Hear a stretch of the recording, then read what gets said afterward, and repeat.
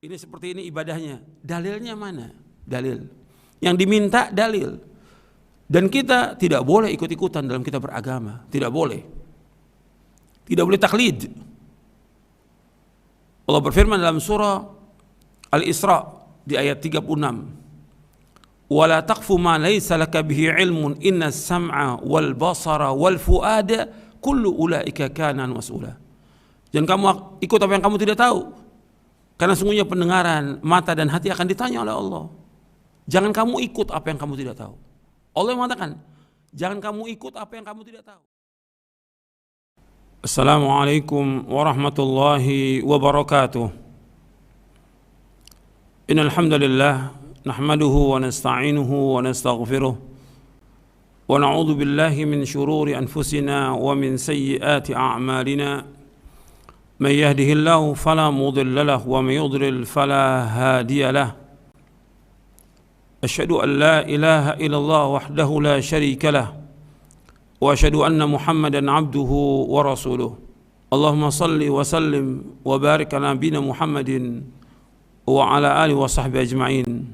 Kepada kaum muslimin yang mudah-mudahan dirahmati oleh Allah SWT, alhamdulillah kita bersyukur kepada Allah atas segala nikmat yang Allah karuniakan kepada kita, nikmat Islam, nikmat iman, nikmat sehat, nikmat afiat, nikmat dijauhkan oleh Allah dari berbagai macam malapetaka.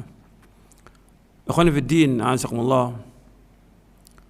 Dalam kesempatan ini saya ingin menjelaskan tentang kewajiban kita sebagai seorang muslim untuk tunduk kepada dalil.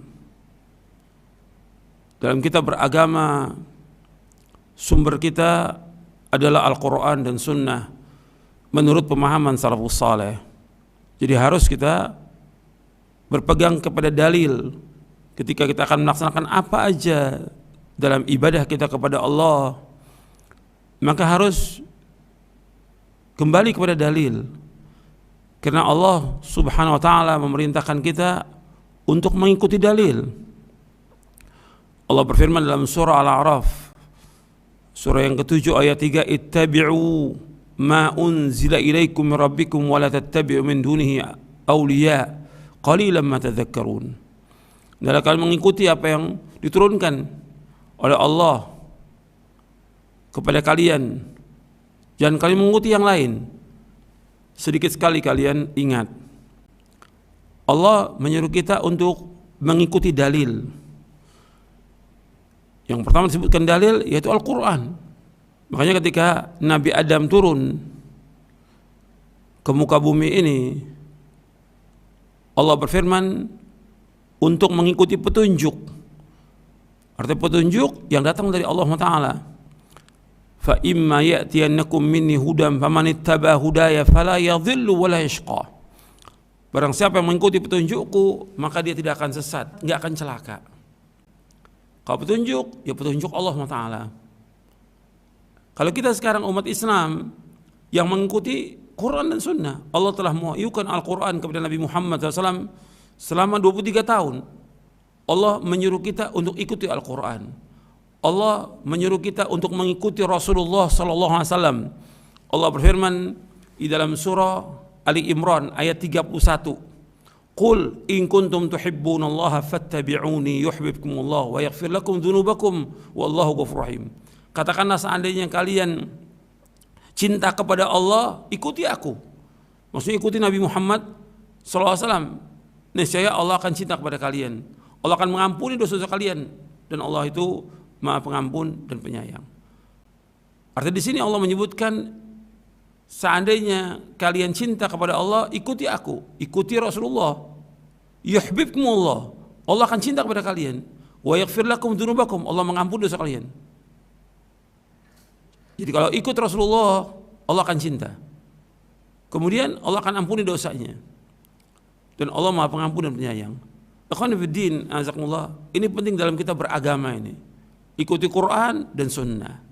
Kemudian mengikuti pemahaman para sahabat, karena mereka yang lebih paham tentang Quran dan Sunnah. Jadi dalil-dalil itu dalam kita beragama, dalil, hujjah, bukan kata orang, bukan kata pendapat ulama atau syekh atau yang lainnya. Ini yang diajarkan oleh Rasulullah SAW kepada para sahabatnya. Demikian juga para sahabat seperti itu. Sehingga kita ini berjalan di atas jalan yang lurus, di atas siratal mustaqim, tidak sesat. Tapi ketika orang mengikuti pendapat itu bisa menyesatkan mereka. Dan Allah menyuruh kita mengikuti dalil sampai kepada orang-orang Yahudi Nasrani yang mengakui bahwa mereka ini adalah ahli sorga. Maka Allah SWT menyuruh Nabi Muhammad SAW untuk mengatakan mana dalil kamu, mana bukti kamu. Mereka berkata, وَقَالُوا لَا يَدْخُلَ الْجَنَّةَ إِلَّا مَنْ كَانَ هُودًا أَوْ نَصَارَى تِلْكَ أَمَانِيُّهُمْ قُلْ هَاتُوا بُرْهَانَكُمْ إِنْ كُنتُمْ صَادِقِينَ. Mereka berkata, tidak akan masuk surga kecuali orang Yahudi atau Nasrani. Itu angan-angan mereka. Katakanlah kepada mereka, mana bukti kamu, mana dalil kamu jika kalian orang-orang yang jujur. Yang diminta dalil. Begitu juga Allah menyebutkan tentang kaum musyrikin dalam surah Al-An'am. Kaum musyrikin mengatakan bahwa ini adalah haram, binatang-binatang ini halal, ini haram. Allah menyuruh Nabi Muhammad SAW, nabbi'uni bi'ilmin in kuntum sadiqin. Sampaikan kepadaku dengan ilmu. Mana dalilnya? Harta kepada kaum musyrikin. Mana yang mengatakan bahwa binatang ini halal, yang binatang ini haram, mana dalilnya? Begitu juga ketika mereka mengatakan bahwasanya kami ini kalau Allah nggak kehendaki kami nggak berbuat syirik. Begitu juga bapak kami. Kata Allah kepada Nabi Muhammad, sampaikan kepada mereka, qul hal indakum min ilmin fatukhrijuhu lana? Apakah kamu punya ilmu, punya dalil yang kamu bisa keluarkan untuk kami? Mana keterangannya? Jadi semua dalam kita beragama ini dalil. Hatta kepada kaum musyrikin, mana keterangannya, mana dalilnya? Itu kepada kaum musyrikin, apalagi kepada kita. Ketika disuruh nih, laksanakan ibadah ini seperti ini ibadahnya, dalilnya mana? Dalil. Yang diminta dalil. Dan kita tidak boleh ikut-ikutan dalam kita beragama, tidak boleh. Tidak boleh taklid. Allah berfirman dalam surah Al-Isra di ayat 36. وَلَا تَقْفُ مَا لَيْسَ لَكَ بِهِ عِلْمٌ إِنَّ السَّمْعَ وَالْبَصَرَ وَالْفُؤَادَ كُلُّ أُولَئِكَ كَانَ مَسْئُولًا. Jangan kamu ikut apa yang kamu tidak tahu, karena sungguhnya pendengaran, mata dan hati akan ditanya oleh Allah. Jangan kamu ikut apa yang kamu tidak tahu. Allah yang mengatakan, jangan kamu ikut apa yang kamu tidak tahu, karena sungguhnya pendengaran, mata dan hati akan ditanya oleh Allah. Jadi ikhwan fiddin, azakumullah, kata Ibnu Qayyim di sini bahwa dalam kandungan penjelasan di atas ini ada dua ijma'. Yang pertama, ijma' pertama, ikhraj al-muta'assib bil hawa, mengeluarkan orang yang fanatik yang mengikuti hawa nafsunya, dikeluarkan, enggak masuk dia ulama. Kemudian yang kedua, wal muqallid al-a'ma.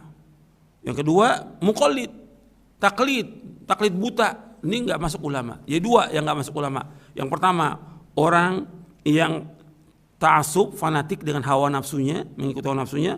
Yang kedua, ahli taklid, muqallid ini enggak masuk dia ulama. Bahwa ikhrajal muta'assib bil hawa wal muqallid al-a'ma an zubratil ulama, dia enggak masuk. Sedangkan ulama itu pewaris para nabi. Sedangkan yang diwariskan oleh para nabi apa? Dalil, Quran dan sunnah. Nabi tidak mewariskan dinar, yang mereka mewariskan apa? Ilmu. Kata Nabi SAW, jangan taklid. Semua imam, Imam Hanafi, Maliki, Syafi'i, Hambali, semuanya mengatakan kalau ada pendapatku menyalahi sunnah Rasulullah, buang pendapatku, ikuti sunnah Rasulullah. Semua imam mengatakan demikian. Mereka semuanya para imam rahimahumullah menganjurkan kita, mewajibkan kita mengikuti dalil. Sampai dikatakan oleh Imam Syafi'i rahimahullah. Kata Imam Syafi'i rahimahullah, kata beliau, ajma'al muslimuna ala anna man istabanat lahu sunnatur Rasulillah SAW lam yakun lahu ayyada'aha liqawli ahadin minan nas. Telah ijma' kaum muslimin, kata Imam Syafi'i rahimahullah, telah ijma' kaum muslimin siapa aja yang sudah jelas ada sunnah Rasulullah SAW, dia tidak boleh meninggalkan sunnah itu karena perkataan seorang dari manusia. Siapa aja manusia ini? Kalau sudah ada sunnah Rasulullah, yang wajib kita ikut siapa? Sunnah Rasulullah. Gak boleh ikut perkataan orang. Apakah dia ustadz, dia syekh, dia imam, dia ulama, gak boleh kita ikut. Yang kita ikut dalil. Makanya Imam Syafi'i juga mengatakan rahimahullah, kalau ada pendapatku menyalahi sunnah Rasulullah, buang pendapatku, ikuti sunnah Rasulullah. Yang kita ikut sunnah Rasulullah, bukan perkataan ulama, bukan syekh. Makanya ketika orang itu taklid kepada syekh atau ulama, orang yang taklid ini dia nggak masuk kepada orang yang berilmu. Dia bukan orang berilmu dan bukan ulama. Kata Imam Ibnu Abdul Bar rahimahullah, kata beliau, dikatakan oleh Imam Nuqayyim di dalam kitabnya I'lamul Muwaqqi'in an Rabbil Alamin, wa qala Abu Umar, maksudnya Abu Umar ini Ibnu Abdul Bar, wa ghairuhu minal ulama, dan yang lainnya daripada ulama, ajma'an nasu ala anna al-muqallida laysa ma'dudan min ahli al-ilmi wa anna al-ilma ma'rifatul haqqi bidalilihi. Telah sepakat para ulama bahwasanya muqallid, orang yang suka taklid, ngikut aja, ngekor, membeok gitu. Orang ngomong begini, ikut ngomong gini. Ada syekh ngomong gini, ikut ngomong gini. Ada negara lain begini, ikut ngomong begini. Ikut ngebeok dia, nggak pakai dalil. Kata Imam Ibnu Abdul Bar dan yang lainnya, telah sepakat manusia, maksudnya para ulama sepakat bahwa muqallid laisa ma'dun, bahwa muqallid itu tidak termasuk orang yang berilmu. Artinya muqallid itu bukan orang berilmu. Orang taklid bukan orang berilmu. Kalau orang berilmu, dia belajar. Yang dipelajari oleh dia apa? Quran. Yang belajar apa? Hadis. Yang belajar dalil.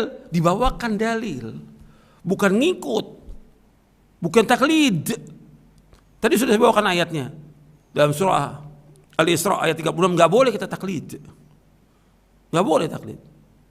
Kalau orang awam nggak ngerti sama sekali, dibenarkan untuk taklid dia, karena nggak ngerti dia, orang awam. Tapi ketika orang berilmu, dia harus sampaikan hujjah, sampaikan dalil.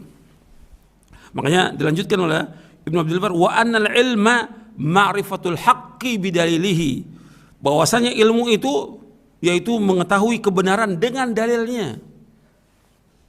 Ini dalam kitab I'lamul Muwaqqi'in an Rabbil Alamin yang ditulis oleh Imam Ibnu Qayyim al-Jauziyah. Innal ulama hum warathatul anbiya fa innal anbiya lam yuwarithu dinaran wala dirhaman, innama warathul ilma. Faman akhadahu bihadzin wafir. Sesungguhnya ulama itu pewaris para nabi. Sesungguhnya para nabi tidak mewariskan dinar, tidak mewariskan dirham. Sesungguhnya yang mereka wariskan adalah ilmu. Barang siapa yang mengambil ilmu itu, dia mendapatkan bagian yang banyak. Hadis ini sahih, diriwayatkan oleh Imam Abu Daud, Ibnu Majah, Ahmad, Ad-Darimi dan yang lainnya. Jadi yang diwariskan oleh para nabi bukan harta, bukan dinar, bukan dirham, tapi ilmu. Yang dimaksud ilmu, ya dalil. Ini yang harus kita perhatikan ini. Dalam kita beragama yang kita ikut dalil. Dalil. Dan itu insya Allah dengan begitu akan selamat kita. Dan ilmu ini yang paling besar. Bukannya ustadz, bukannya syekh, bukan ulama. Ilmu itu paling besar. Maka dikatakan oleh Imam Ibnul Jauzi di dalam kitabnya Saidul Khatir. Kata beliau, fa innal ilma huwal aslul a'zam wa nurul akbar. Sesungguhnya ilmu itu adalah pokok yang paling besar dan cahaya yang paling besar. Artinya ilmu itu pokok yang paling agung dan cahaya yang paling besar. Ini dikatakan oleh Imam Ibnul Jauzi dalam kitabnya Saidul Khatir. Beliau Ibnul Jauzi wafat tahun 596 Hijriah. Abad ke-6. Jadi ilmu itu adalah yang paling agung, paling besar. Yang kita agungkan ilmu. Ikuti ilmu, dalil. Bukan kata orang, bukan kata syekh, bukan kata fatwa, tapi dalil. Dalilnya yang kita ikut. Sebab ketika orang itu tidak mengikuti dalil, di sini mulai dia akan sesat. Kata Syekhul Islam Ibn Taimiyah rahimahullah, kata beliau, man faraqad dalil dhalla sabil wala dalila illa ma ja'a bihi Rasul sallallahu alaihi wasallam. Man faraqad dalil dhalla sabil, barang siapa yang berpisah dengan dalil, dia tidak menggunakan dalil dari Quran Sunnah, dhalla sabil, pasti akan sesat. Wala dalila illa ma ja'a bihi Rasul, dan tidak ada dalil kecuali apa yang dibawa oleh Rasulullah SAW. Ya, dalil itu Quran, dalil itu hadis Nabi yang sahih, dan kemudian dipahami oleh para sahabat. Itu dalil namanya. Bukan kata syekh, bukan kata ustaz, bukan kata fatwa. Dalil, yang dibawakan dalilnya. Dan ini disebutkan oleh beliau di dalam kitabnya Dar'u Ta'arul Aql wan Naql, dan juga disebutkan oleh Al-Imam Ibnu Qayyim Al-Jauziyah dalam kitabnya Miftah Daris Sa'adah. Ikhwan fillah, azakumullah, ini masalah kita kembali kepada dalil. Ini yang kita pelajari. Kita belajar nuntut ilmu ini. Ilmu yang kita pelajari apa? Dongeng, cerita, kata orang, atau Quran kita kaji, atau hadis yang kita kaji.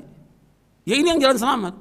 Kita nuntut ilmu, kita belajar, ya dalil. Yang kita ikut dalil, yang kita ajarkan kepada umat Islam ini dalil, agar mereka mengikuti Quran dan Sunnah. Itu yang harus kita ajarkan kepada umat. Jangan kata kita, menurut pendapat saya, menurut pendapat ulama, bukan dalil.